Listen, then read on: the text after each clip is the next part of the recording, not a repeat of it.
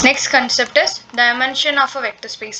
ഒരു വെക്ടർ സ്പേസിന്റെ ഡയമെൻഷൻ കൊണ്ട് എന്താണ് ഉദ്ദേശിക്കുന്നത് എന്നുള്ള പറയണേ. B A basis of vector space V and B is finite. Okay, ആ സബ്സെറ്റ് അല്ലെങ്കിൽ ആ ഒരു linearly independent spanning set of a vector space അതൊരു ഫൈനൈറ്റ് ആണെങ്കിൽ it is called a finite dimensional and V is അങ്ങനെയാണെങ്കിൽ അതായത് നമ്മൾ എടുക്കുന്ന ബേസിസ് ഒരു വെക്ടർ സ്പേസിന്റെ ബേസിസ് ഫൈനൈറ്റ് ആണെങ്കിൽ we can say that the vector space itself is A finite dimensional vector space and the number of elements is called the dimension of the vector space. Okay, ഇപ്പോൾ B basis finite ആയാൽ മാത്രമേ ആ ഒരു vector space finite dimensional ആണെന്ന് പറയാൻ പറ്റുള്ളൂ. Finite dimensional കൊണ്ട് ഉദ്ദേശിക്കുന്നത് ഫൈനൈറ്റ് എണ്ണം എന്നല്ല, അല്ലെങ്കിൽ ഇപ്പോൾ 10 എണ്ണം 15 എണ്ണം നമുക്ക് എണ്ണി പറയാൻ പറ്റുന്ന അത്രയും എലമെന്റ്സേ ആ ഒരു വെക്ടർ സ്പേസിൽ ഉള്ളൂ എന്നല്ല അർത്ഥം. ബി ഫൈനൈറ്റ് ആണ്. ബി ഒരു ഫൈനൈറ്റ് സെറ്റ് ആണെങ്കിൽ വെക്ടർ സ്പേസ് ഫൈനൈറ്റ് ഡയമെൻഷണൽ എന്നേ പറയാൻ പറ്റുള്ളൂ. ഓക്കെ, ആ ബിയിൽ എത്ര എലമെന്റ്സ് ഉണ്ടോ അതായിരിക്കും dimension of V. Number of elements in B will be the dimension of V. Okay, B has n vector, we can write then V is n dimensional and write dimension of V equal to n. Then the dimension of V equal to n. B infinite ആണെങ്കിൽ vector space infinite dimension എന്ന് പറയും. അതിന്റെ ബേസിന്റെ എണ്ണത്തിന് ബേസിൽ എത്ര elements ഉണ്ട് നോക്കിയിട്ടാണ് നമ്മൾ എടുക്കുന്ന വെക്ടർ സ്പേസ് ഫൈനൈറ്റ് ഡയമെൻഷനൽ ആണോ എൻ ഡയമെൻഷനൽ ആണോ അല്ലെങ്കിൽ ഇൻഫിനിറ്റ് ഡയമെൻഷനൽ ആണോ എന്ന് പറയണമെങ്കിൽ ബേസിസിൽ എലമെന്റ്സ് ഇപ്പൊ ബേസിസ് ഉണ്ടെന്ന് വിചാരിക്കുക. വി എന്ന് പറഞ്ഞ വെക്ടർ സ്പേസ് ബി അതിന്റെ ബേസിസിൽ n എലമെന്റ്സ് ആണെങ്കിൽ അത് n ഡയമെൻഷണൽ, 3 എലമെന്റ്സ് ആണെങ്കിൽ 3 ഡയമെൻഷണൽ. അങ്ങനെ അതേപോലെ അത് ഇൻഫിനിറ്റ് ബേസിസിൽ ഇൻഫിനിറ്റ് നമ്പർ ഓഫ് എലമെന്റ്സ് ഉണ്ടെങ്കിൽ we can say that the given vector space is an infinite vector space അല്ലെങ്കിൽ infinite dimensional vector space. Okay, set 0 V equal to set 0 ഒരു singleton set ആണെന്ന് വിചാരിക്കുക. അങ്ങനെയാണെങ്കിൽ set 0 dimension will be always 0. ഇത് 0 dimension ഉള്ളതാ. ഒരു dimension ഒരു element ഉള്ളതുകൊണ്ട് ഒരു ഡയമെൻഷൻ എന്ന് പറയുന്നത് സെറ്റ് 0 ഇത് ഐഡന്റിറ്റി ഉള്ള എലമെന്റ് മാത്രം. ഐഡന്റിറ്റി അല്ല 0 എന്ന് പറയുന്നത് അഡിറ്റീവ് ഐഡന്റിറ്റി. ഈ അഡിറ്റീവ് ഐഡന്റിറ്റി മാത്രമുള്ള ഈ ഒരു സെറ്റിന് സിംഗിൾട്ടൺ സെറ്റ് അല്ലെങ്കിൽ 0 ഡയമെൻഷൻ സെറ്റ് അല്ലെങ്കിൽ ഡയമെൻഷൻ ഓഫ് വി 0 എന്നാണ് പറയാ, അല്ലാതെ 1 എന്നല്ല. ഓക്കെ, ഇനി ഡയമെൻഷൻ പറയാൻ എക്സാമ്പിൾസ് നമ്മൾ മുന്നേ പഠിച്ച എക്സാമ്പിൾസ് ഏതൊക്കെയാ? ബേസിസ് പറഞ്ഞല്ലേ. അപ്പോൾ R2 ഡയമെൻഷൻ നോക്കി. R2 ഒരു ബേസിസ് 1001 ഒരു ബേസിസ് ആണെന്ന് പറഞ്ഞു അല്ലെ. ഈ ബേസിൽ എത്ര എണ്ണം ഉണ്ട്? 2 എലമെന്റ്സ് ഉണ്ട്. അപ്പോൾ R2 എന്ന് പറഞ്ഞാൽ 2 ഡയമെൻഷണൽ വെക്ടർ സ്പേസ് ആണ്. R2 ഫൈനൈറ്റ് ഡയമെൻഷൻ ആണ്. R2 ഡയമെൻഷൻ എത്രയാ? Dimension of R2 2. കാരണം എന്താ? R2 ഒരു ബേസിൽ എത്ര എലമെന്റ്സ് ഉണ്ട്? 2 എലമെന്റ്സ്. വേറെ ഏത് ബേസ് എടുത്താലും എത്ര എലമെന്റ്സേ വരുള്ളൂ? R2 2 എലമെന്റ്സേ വരുള്ളൂ. അത് ഇമ്പോർട്ടൻ്റ് ആയിട്ടുള്ള കാര്യമാണ്. ഏത് ബേസിസ് എടുത്താലും ഇപ്പോൾ ഇതല്ലാണ്ട് വേറെ ബേസ് ഒക്കെ ഉണ്ടാവാം. ഓക്കെ, ബേസ് ഒക്കെ ഉണ്ടാവും. ലീനിയർലി ഇൻഡിപെൻഡന്റ് ആണ്, സ്പാൻ ചെയ്യണമെന്ന് മാത്രം കാണിച്ചാൽ മതി. അപ്പൊ അങ്ങനെ ലീനിയർലി ഇൻഡിപെൻഡന്റ് സ്പാൻ ചെയ്യുന്ന ബേസിസ് ഉണ്ടായി കഴിഞ്ഞാൽ അവരുടെ എണ്ണം ആ ബേസിസിലെ number of elements will be same. Here there are 2 elements in this basis. Also, if we take any other basis, it will contain exactly 2 elements, which means R2 has the dimension 2. Clear? Next, let S equal to set E1, E2, etc. En, which means E1 equal to 1 0 0 etc. 0. E2 the second ordered by odd standard basis in Rn. ഓർക്കുന്നുണ്ടോ?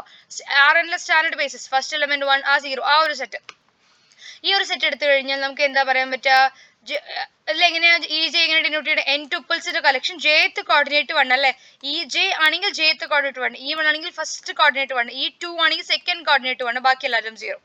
അങ്ങനെ ഈ J denote ചെയ്ത് കഴിഞ്ഞാൽ ഈ set എന്ന് പറയുന്നത് Rnന്റെ subset ആയിരിക്കും. ഇത് Rn ഒരു ബേസിസ് ഫോം ചെയ്യുന്നത് പഠിച്ചിട്ടുണ്ട് അല്ലെ. ലീനിയർലി ഇൻഡിപെൻഡന്റും ആയിരിക്കും, സ്പാൻ ചെയ്യും. അതേപോലെ ഇതൊരു ബേസിസ് ആണ്. ബേസിസിൽ എത്ര എലമെന്റ്സ് ഉണ്ട്? n എലമെന്റ്സ് ഉണ്ട്. സോ Rn ഒരു ഫൈനൈറ്റ് ഡയമെൻഷണൽ വെക്ടർ സ്പേസ് ആണ്. ഡയമെൻഷൻ ഓഫ് Rn എന്തായിരിക്കും? ബേസിസിലെ എലമെന്റ്സിന്റെ എണ്ണം എത്രയാ? അത് n. ക്ലിയർ? അതേപോലെ പി എൻ്റെ basis 1 x etcetera x square x raise to n. ഇതിലും എത്ര എലമെന്റ്സ് ഉണ്ട്? n+1. Okay, x raise to 1 x square x ഇതുവരെ n, പിന്നെ ഒന്നും കൂടി ചേർത്ത് കഴിഞ്ഞാൽ n+1. അപ്പോൾ മൊത്തം n+1 എലമെന്റ്സിലെ ഈ ഒരു സെറ്റ് എന്താണ്? ബേസിസ് ആയിട്ട് ഫോം ചെയ്യുന്നുണ്ട്. ലീനിയർലി ഇൻഡിപെൻഡന്റ് ആണ്, സ്പാൻ ചെയ്യുന്നുണ്ട്. അപ്പോൾ നമുക്ക് എന്താ പറയാൻ പറ്റും? പി എന്ന് പറയുന്ന ഒരു ഫൈനൈറ്റ് ഡയമെൻഷണൽ വെക്ടർ സ്പേസ് ആണ്. അതിന്റെ ഡയമെൻഷൻ എത്രയാ? Dimension P n+1. കാരണം അതിന്റെ ബേസിസിൽ എത്ര എലമെന്റ്സ് ഉണ്ട്? ഡയമെൻഷൻ പി എന്ന് വെച്ച് കഴിഞ്ഞാൽ എന്താ? പി എൻ്റെ ബേസിസിൽ എത്ര എലമെന്റ്സ് ആണുള്ളത് അതാണ് അതിന്റെ ഡയമെൻഷൻ. ക്ലിയർ? അടുത്തത് Cn ഓഫ് ഐ എന്താ? അത് കണ്ടിന്യൂസ്ലി ഡിഫറൻഷ്യബിൾ ഫംഗ്ഷൻ. ഐ എന്ന് പറഞ്ഞ ഒരു ഇന്റർവെൽ, ഒരു ജനറൽ ഇന്റർവെല്ലിലെ കണ്ടിന്യൂസ്ലി ഡിഫറൻഷ്യബിൾ. സി പവർ എൻ്റെ മീനിങ് കണ്ടിന്യൂസ്ലി ഡിഫറൻഷ്യബിൾ ഫംഗ്ഷൻസ്. അതൊരു ഇൻഫിനിറ്റ് ഡയമെൻഷണൽ വെക്ടർ സ്പേസ് ആണ്. വിച്ച് മീൻസ് നമുക്കൊരു ഫൈനൈറ്റ് ബേസിസ് അതിൽ കണ്ടുപിടിക്കാൻ പറ്റില്ല. Okay, the n space. Okay, ഒരു n സ്പേസിലെ വെക്ടർ എപ്പോഴും n ടുപ്പിൾ ആയിരിക്കും. ഇതുപോലെ n ട്യൂപ്പിൾ ആയിരിക്കും A1 A2 എക്സെട്ര AN എന്നുള്ള n ട്യൂപ്പിൾ ആയിരിക്കും. റിയൽ നമ്പേഴ്സ് ആയിരിക്കും. AIs എല്ലാവരും റിയൽ നമ്പേഴ്സ് ആയിരിക്കും. ഇതിനെ വിളിക്കുന്ന പേരാണ് കമ്പോണൻസ് ഓഫ് എയുടെ കമ്പോണൻസ്. എ എന്ന് പറയുന്നത് n സ്പേസിൽ ഒരു വെക്ടർ ആണെങ്കിൽ അത് ഏത് ഫോമാറ്റിലായിരിക്കും? ഒരു n ട്യൂപ്പിൾ ഫോമാറ്റിലായിരിക്കും. ഓക്കെ, ആ n ട്യൂപ്പിൾസിലെ എലമെന്റ്സിനെയാണ് വിളിക്കുന്നത് components of A. Set of all vectors in the space Rn. ഇത് ആക്ച്വലി ആരാ? ഈ A1 A2 എക്സെട്ര എന്ന് വെച്ച് കഴിഞ്ഞാൽ സെറ്റ് ഓഫ് ഓൾ വെക്ടേഴ്സ് അല്ലെ. n space denoted by Rn ആണ് ഈ n സ്പേസ്. നമ്മൾ എടുക്കുന്ന Rn ആണ് n space. Okay, Rn elements അല്ലേ ഇങ്ങനെ ഇടുക. അപ്പൊ Rn അഡീഷൻ ഇങ്ങനെ ഡിഫൈൻ ചെയ്യുക. രണ്ട് എലമെന്റ്സ് Rn രണ്ട് elements A1 A2 etcetera AN അല്ലെങ്കിൽ B1 B2 എക്സെട്ര BN അങ്ങനെ ആഡ് ചെയ്യുക. കറസ്പോണ്ടിങ് ടേംസ് ആഡ് ചെയ്യുന്നു. A1 plus B1 A2 plus B2 etcetera AN plus BN അങ്ങനെയാണ് അഡീഷൻ ഡിഫൈൻ ചെയ്യണേ.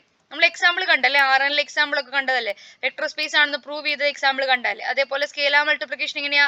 ഒക്കെ ഓരോ എലമെന്റിനും മൾട്ടിപ്ലൈ ചെയ്യുന്ന പോലെ K1 K A2 KAN etcetera അങ്ങനെ വരും. ഇതല്ലേ അതിന്റെ scalar മൾട്ടിപ്ലിക്കേഷനും vector അഡീഷനും.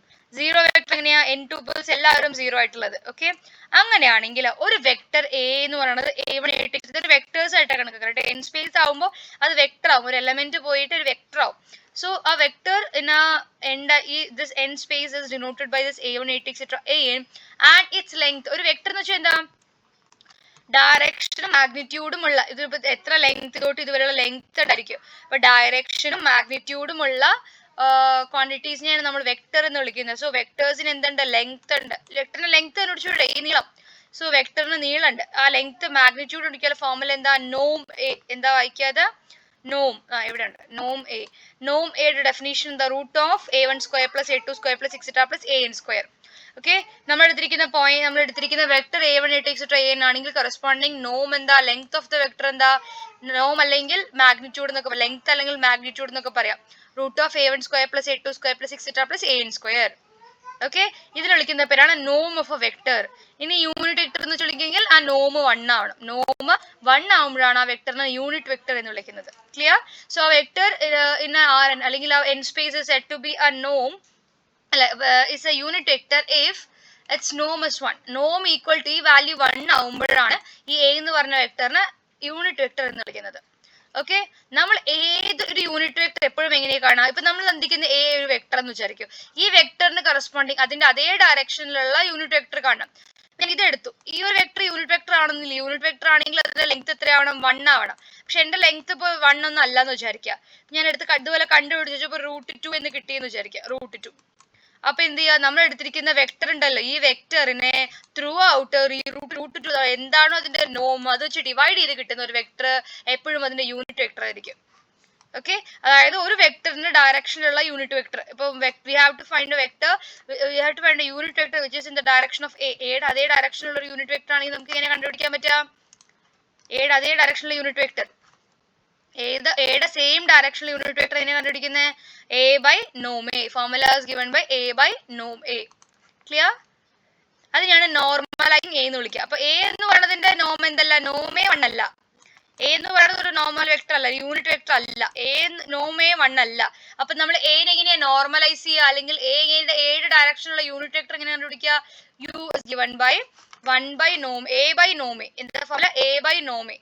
A by norm A ആണ് formula for finding the unit vector in the direction of എയുടെ അതേ ഡയറക്ഷനിലുള്ള യൂണിറ്റ് വെക്ടർ.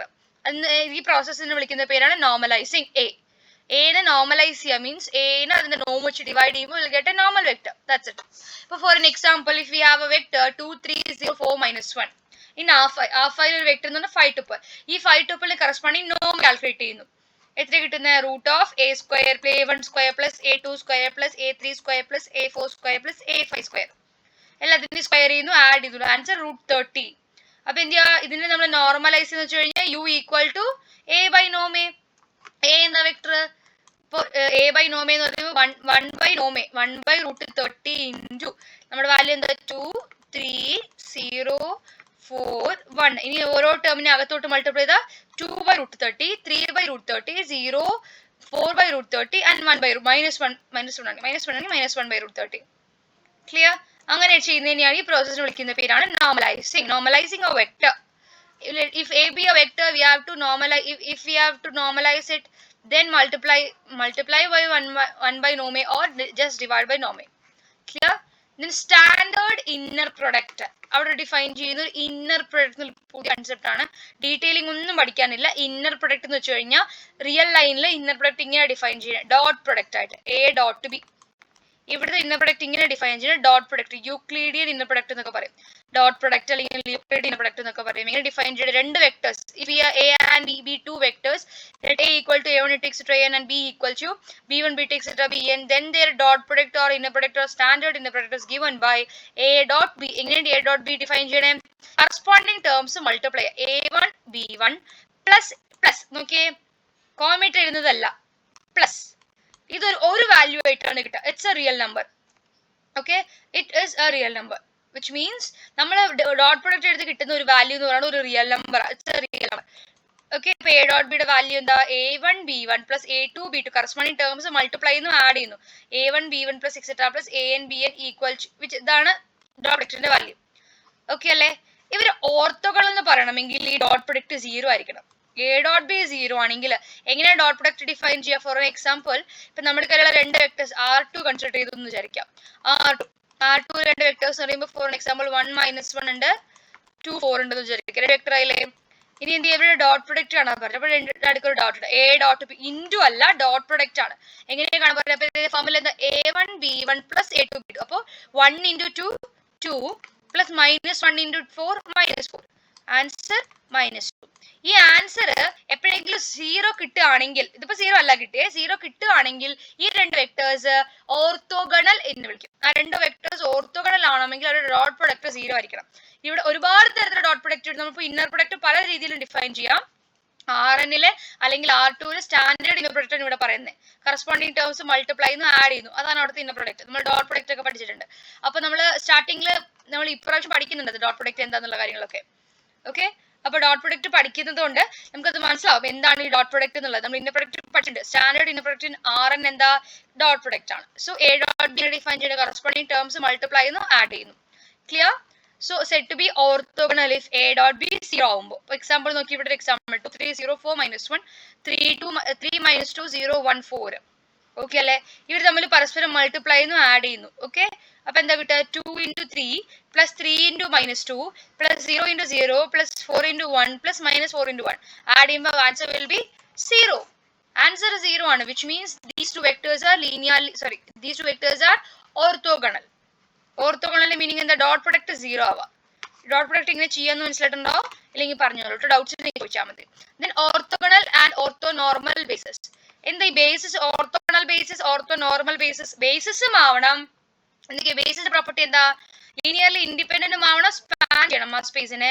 അതിന്റെ കൂടെ എന്തും കൂടി ആവണം? ഓർത്തോഗണലും കൂടി ആവണം. ഓർത്തോഗണൽ എന്ന് വെച്ച് കഴിഞ്ഞാൽ ആ ഒരു സെറ്റ് എപ്പോഴാണ് ഓർത്തോഗണൽ എന്ന് പറയാം? ഒരു സെറ്റ് എന്ന് വിചാരിക്കാം. ഈ ഒരു സെറ്റ് ഓർത്തോഗണൽ എന്ന് പറയണമെങ്കിൽ അവർ പരസ്പരം ഏത് രണ്ടെണ്ണം എടുത്താലും അവരുടെ ഇന്നർ പ്രൊഡക്റ്റ് 0 ആയിരിക്കണം. ഇപ്പൊ x1 ഡോട്ട് x2 0 ആയിരിക്കണം, ഈ x1 ഡോട്ട് x3 0 ആയിരിക്കണം. അങ്ങനെ ഏത് രണ്ടെണ്ണം എടുത്ത് ഡോട്ട് പ്രൊഡക്റ്റ് കണ്ടാലും ആൻസർ 0 ആയിരിക്കണം. അതാണ് സെറ്റ് ഓർത്തോഗണലിന്റെ മീനിങ്. ഓക്കെ, സെറ്റ് ഓർത്തോഗണലിന്റെ മീനിങ് എന്താ? Any two elements pairwise orthogonal ആയിരിക്കണം. ഏത് രണ്ട് എലമെന്റ് എടുത്ത് മൾട്ടിപ്ലൈ ചെയ്താലും നമുക്ക് പെയർ വൈസ് ഓർത്തോഗണൽ ആയിരിക്കണം.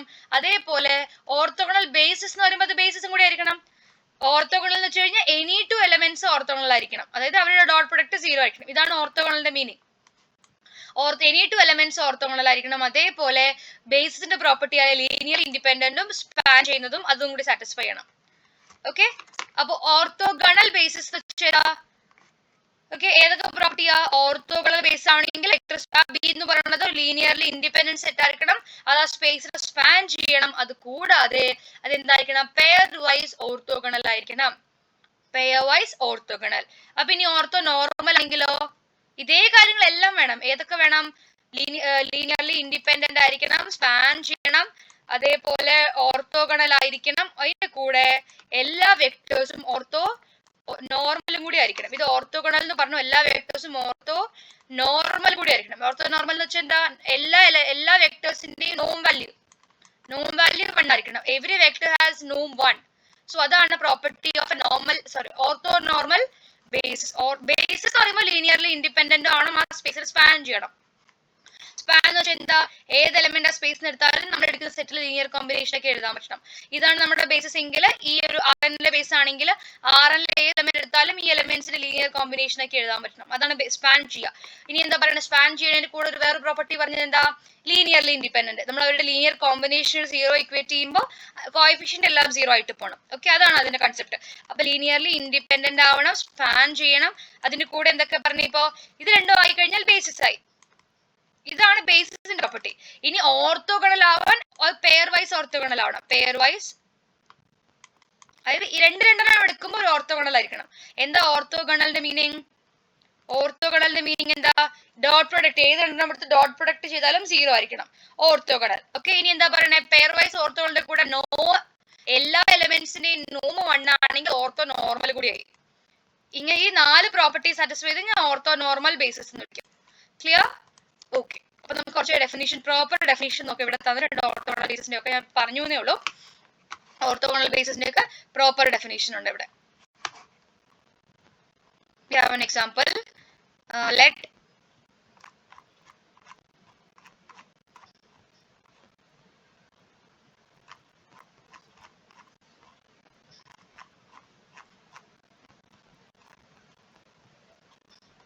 a basis for a vector space set to be an orthogonal basis. ഇതൊക്കെയാവണം ബേസിസ്. വെക്ടേഴ്സ് എന്താണ്, ആ ബേസിലുള്ള വെക്ടേഴ്സ് എല്ലാവരും മ്യൂച്വലി ഓർത്തോഗണൽ. എന്താ ഈ മ്യൂച്വലി ഓർത്തോഗണൽ? ഏത് രണ്ടെണ്ണം എടുത്താലും പരസ്പരം മ്യൂച്വലി ഓർത്തോഗണൽ എന്ന് വെച്ച് കഴിഞ്ഞാൽ ഏത് രണ്ടെണ്ണം എടുത്താലും ഓർത്തോഗണൽ ആയിരിക്കണം. അല്ലെങ്കിൽ പെയർ വൈസ് ഓർത്തോഗണൽ എന്ന് പറയുമ്പോൾ ഇങ്ങനെ മ്യൂച്വലി എന്ന് പറഞ്ഞാലും സെയിം മീനിങ്. ഇനി അത് ഓർത്തോ നോർമൽ ബേസ് ആവണമെങ്കിലോ അത് ഓർത്തോഗണൽ ആവണം, മ്യൂച്വലി ഓർത്തോഗണലും ആവണം. Their norm is 1. Norm എന്തായിരിക്കണം? 1 ആയിരിക്കണം. Norm 1 ആണ്, അത് മ്യൂച്വലി ഓർത്തോഗണലും ആണെങ്കിൽ it is known as an orthonormal basis. We have a theorem. Okay? Thank you.